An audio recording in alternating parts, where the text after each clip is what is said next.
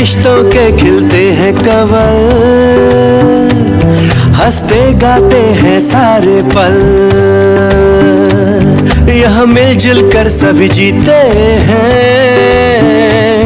आंसू भी बांट के पीते हैं। यहाँ प्यार बरसता है चारों ओर, फिर भी दिल मांगे मोर, ये दिल मांगे मोर, ये दिल मांगे मोर।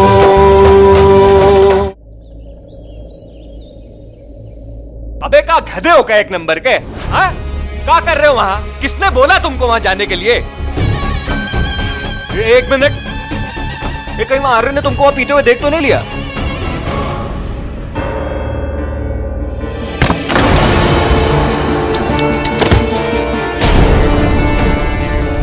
हम बताते हैं तुमको, खैर लेते हैं तुम्हारी। फोन रखो जरा, फोन रखो।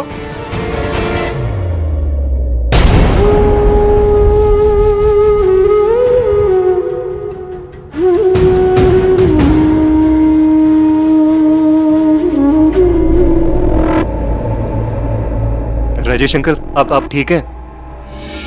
अरे मयंक, हाँ बेटा मैं ठीक हूँ। मैं मदद कर दूं आपकी? क्या मदद करोगे बेटा?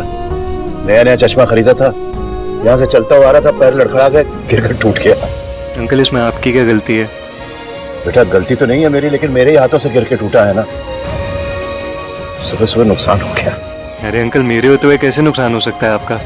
चलिए ना, पीछे ही दुकान है, 2 मिनट लगेंगे, मैं ठीक करवा देता हूँ। आइए। नहीं बेटा, मैं दूसरा खरीद लूंगा। अंकल प्लीज, ये पीछे ही दुकान है, आइए ना। बेटा मत तकलीफ करो। तो कोई तकलीफ है ही नहीं अंकल, आइए आइए, चलिए आराम से आइए। आपको लगी तो नहीं ना? नहीं।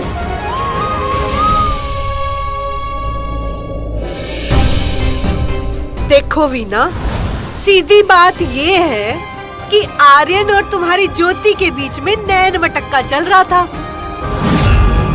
और बात तो इतनी आगे बढ़ गई कि तुम्हारी ज्योति ने आर्यन को वो क्या कहते हैं, प्रपोज भी कर दिया था।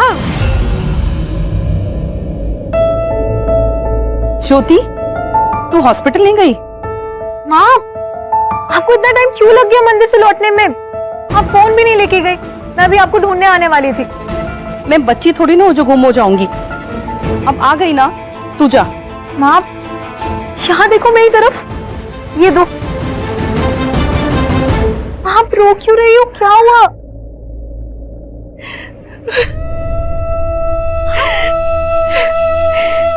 क्योंकि आज मुझे इस बात का एहसास हुआ है कि मैं कितनी लापरवाह माँ हूं,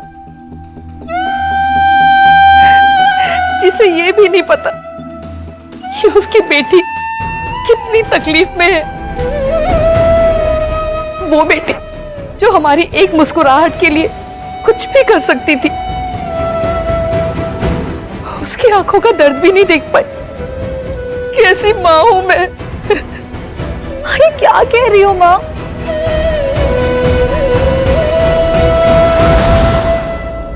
खा मेरी कसम और बोल, मयंक जिसे रिश्ते के लिए ना बोलने के पीछे मेजर आर्यन वजह नहीं थे।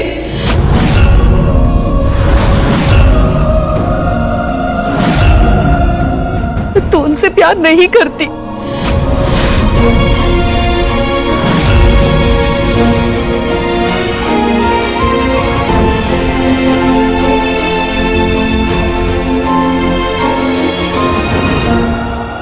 मैं नहीं जानती आप मेरे लिए क्या महसूस करते हैं, फिर भी मैं आपसे कह रही हूँ, क्योंकि मुझे कोई शर्म नहीं है कहने में कि मैं आपसे प्यार करती हूँ। बल्कि इस प्यार ने ही मुझे हिम्मत दी है कि मैं आपको अपने दिल की बात कह सकूं। झूठी कसम नहीं खा सकती ना अपनी माँ की? क्यों नहीं बताया मुझे? क्यों? मैं मानती हूँ मैं तेरा दर्द कम नहीं कर सकती थी, पर बांट तो सकती थी ना बेटा। माँ, बता के क्या होता? हम बेफिजूल में परेशान होते ना, वो भी उस इंसान के लिए जिसने एक बार मुझसे बात करना जरूरी नहीं समझा और किसी और को अपना जीवन साथी बना लिया। तो ऐसे इंसान के लिए मैं मेरे अपनों की जिंदगी मुश्किल क्यों बनाऊं? जिंदगी आसान करने के लिए ही तो माता रानी ने भेजा है मयंक जी को तेरी जिंदगी में। देखना, आज उन्हीं की वजह से हम अपने ही घर में रह रहे हैं। वो इंसान जो हमारा नहीं होते हुए भी हमारे लिए इतना सब कुछ सोच सकता है, वो गलत नहीं हो सकता ज्योति।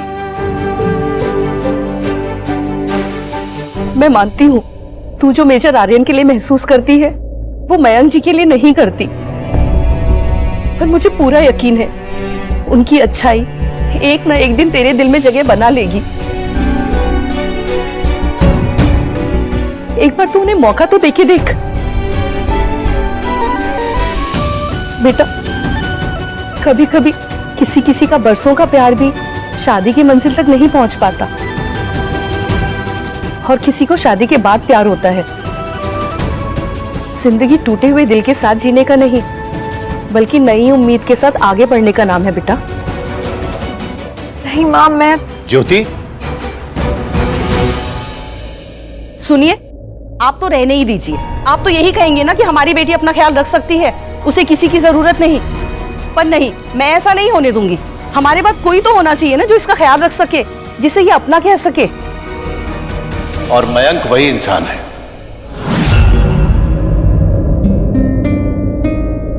हाँ ज्योति, मयंक एक निग्दिल इंसान है। और बेटा, तुझे उसके शादी के प्रस्ताव के बारे में एक बार जरूर सोचना चाहिए।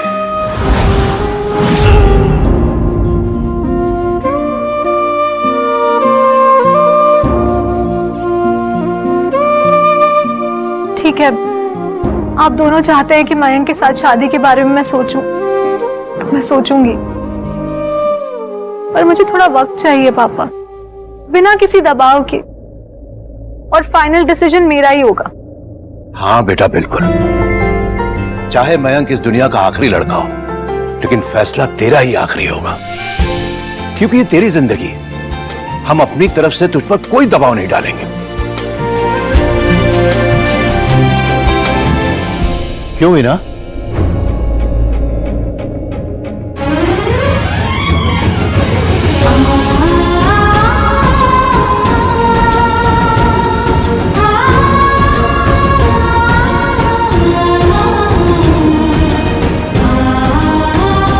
थैंक यू सूबेदार साहब। आपको किसी ने बताया क्या क्या बेटा? कि आप इस दुनिया के बेस्ट पापा हैं?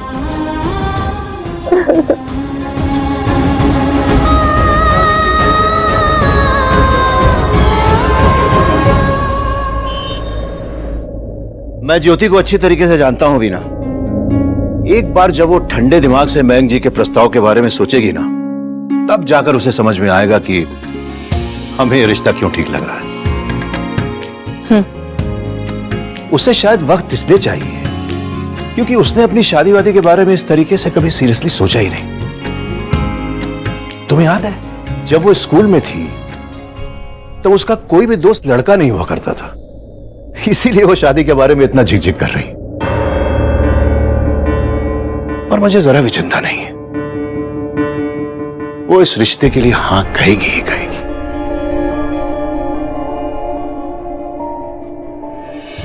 तब की तब सोचेंगे, पहले उसे हाँ तो बोलने दीजिए। वीना, सुनो, मेरी तरफ देखो। वीना, क्या हुआ? मुझे लगा तुम इस रिश्ते से खुश होगी। मैंने सोचा शायद तुम्हारी भी यही मर्जी है कि रिश्ता हो। हाँ, खुश हूं। वीना, इतने दिन हो गए हमारी शादी को, लेकिन आज भी शायद तुम मेरी आंखों में आंखें डालकर झूठ बोलना सीख नहीं पाई। इसलिए कोशिश भी मत करो और सच सच बताओ कि वजह क्या है। बोलो।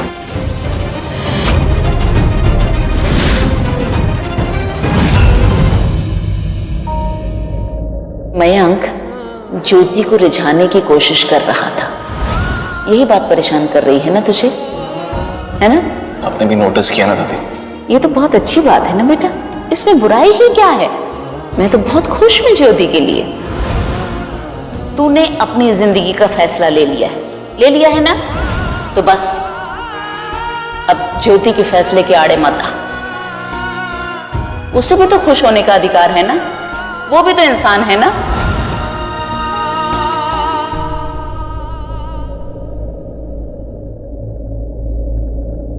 हाँ पारुल,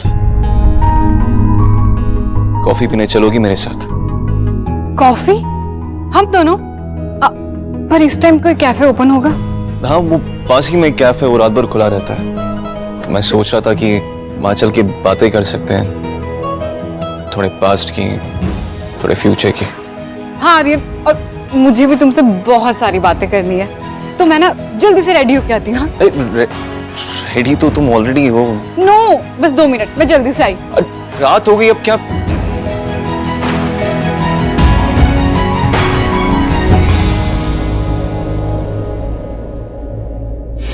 मैं अभी जाकर उस मेजर से बात करता हूं। उसकी हिम्मत कैसे हुई मेरी बेटी के जज्बात के साथ वो कैसे खेलता है? सुनिए, बस इसी बात का डर था मुझे।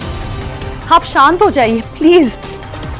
यही वो भी सोच रहा होगा वीना, कि हम शांत हो जाएंगे, वो हमारी बेटी के दिल को दुखाएगा और हम कुछ नहीं करेंगे। कोई मेरी बेटी के जज्बात के साथ खेलेगा तो मैं छोड़ूंगा नहीं उसको। मैं तो पहले से कहता था, पहले दिन से कहता था कि वो आदमी 1 नंबर का शातिर है। इन ज्योति ही मुझे बार बार समझाती थी उस पर भरोसा करने के लिए।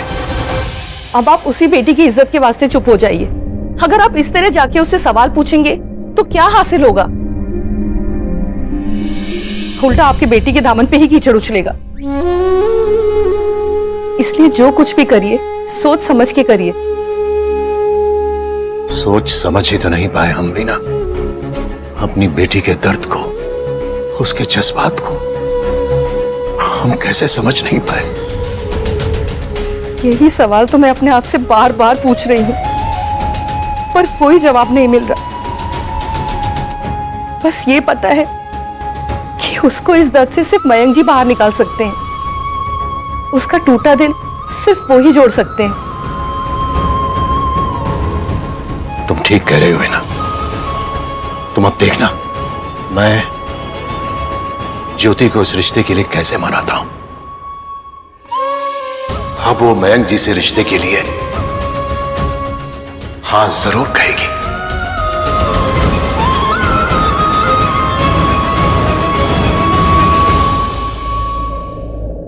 आर्यन, इन दोनों में से कौन सा अच्छा लगेगा?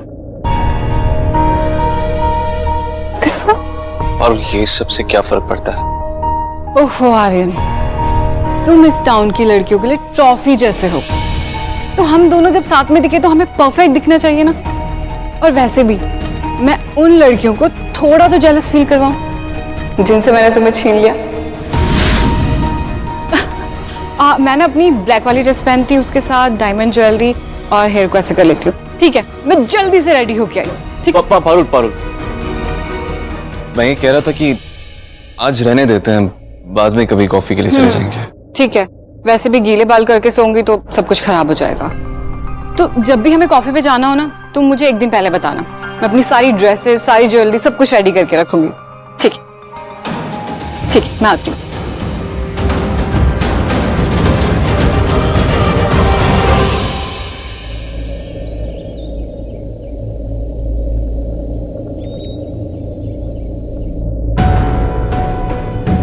आराम से जाए। हाँ,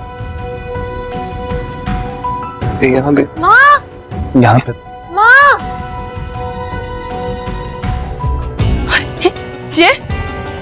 ज्योति, ये सब क्या हुआ? क्या हो गया इसे?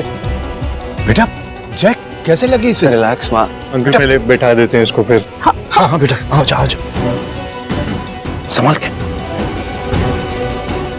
इधर बैठ बैठ।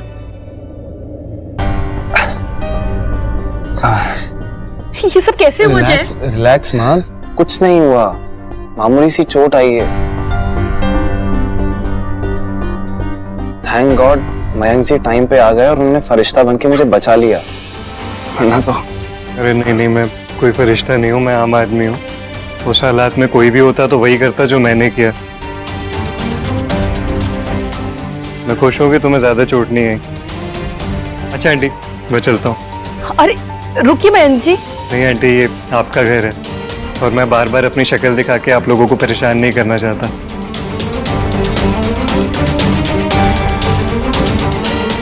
नमस्ते अंकल। नमस्ते बेटा। नमस्ते अंकल। आराम से।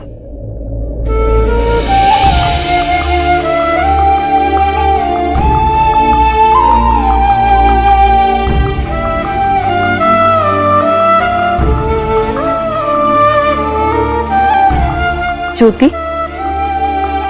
मैं तुझसे बार बार वही बात नहीं दोहराना चाहती, पर क्या तुझे सच में दिखाई नहीं दे रहा कि ये सब क्या चल रहा है? दी, माँ पापा सही कह रहे हैं। मयंक अच्छा लड़का है, पैसे वाला है, इज्जतदार है, अच्छे खानदान से है, आपको हमेशा खुश रखेगा।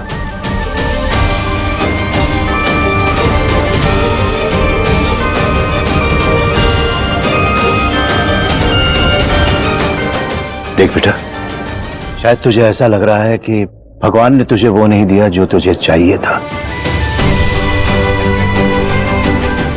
लेकिन अगर तू मेरे नजरिए से देखेगी तब तुझे लगेगा कि भगवान तुझे वो दे रहे हैं जिसकी तुझे जरूरत है। एक सच्चा इंसान, भरोसेमंद इंसान जो तुझसे प्यार करता है बेटा, जो हम तीनों को अच्छा लगता है।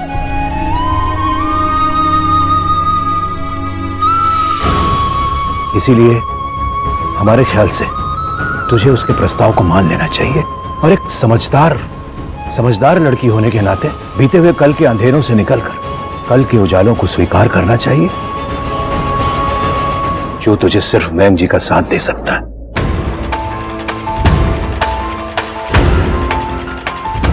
समझ रही ना बेटा?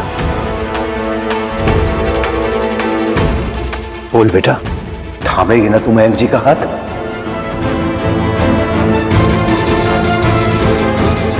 हाँ बोलो दी, मयंक अच्छा इंसान है, बार बार ऐसे अच्छे इंसान नहीं मिलते हैं। जय सही बोल रहा है, हम सब तेरा भला चाहते हैं। हाँ कर दे बेटा। हाँ कहो दी। बेटा बोल। ज्योति, मान जा बेटा। हाँ कहो दी। हाँ ठीक है, मैं करूंगी मयंक जी से शादी।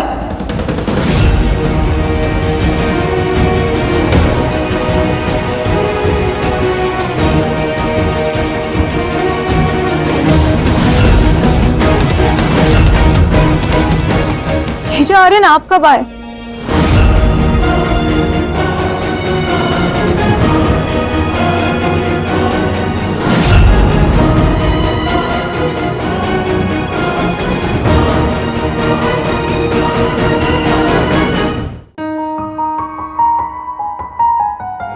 वो तो अपना आईडी कार्ड भूल गई थी, वही लौटाने आया था।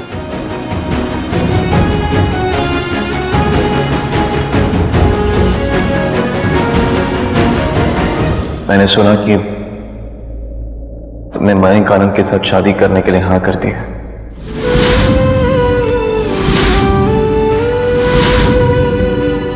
Congratulations. Thank you.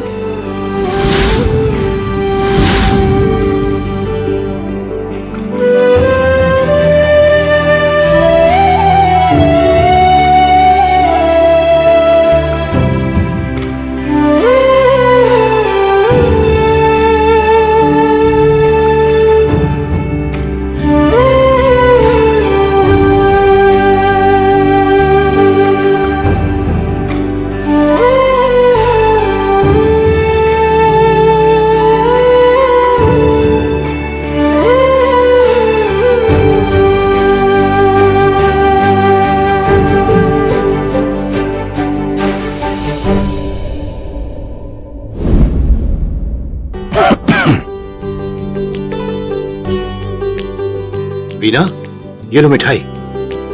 अरे जल्दी करो भाई, पंडित जी ने कहा है नए समधियों को शगुन देने का बस एक ही मुहूर्त है। ओहो, देख रही है संध्या, आज तक इन्होंने कौन सा काम पंडित जी से पूछ के किया है? हाँ ना माँ, आज तक एक भी दिवाली पूजा पंडित जी के बताए हुए टाइम पर कभी नहीं हुई है। अरे तो आज से पहले मुझे इतनी खुशी भी कहाँ मिली थी। आज इतने दिनों के बाद मेरी बेटी को एक होनहार वर मिलने जा रहा है। इस बात पे तो पंडित जी की बात सुनना तो दूर, तुम कहो वीना तो मैं हम दोनों की शादी की रस्में भी फिर से दोबारा पढ़वा दूं। बोलो, दोबारा लोगी मेरे साथ फेरे? संध्या, तू जरा एक बात बता, तेरी माँ लाल जोड़े में किसी नई नवीली दुल्हन से कम लगेगी क्या? नहीं नहीं, बिल्कुल नहीं। शर्मा गई। आप भी ना बेटी की शादी की खुशी में ना बावले हुए जा रहे हैं। अच्छा ठीक है, चलो सब तैयारी हो गई ना? हाँ। लाओ चलो, सब रख दिया ना? लाओ चलता हूँ। हाँ आराम से। हाँ।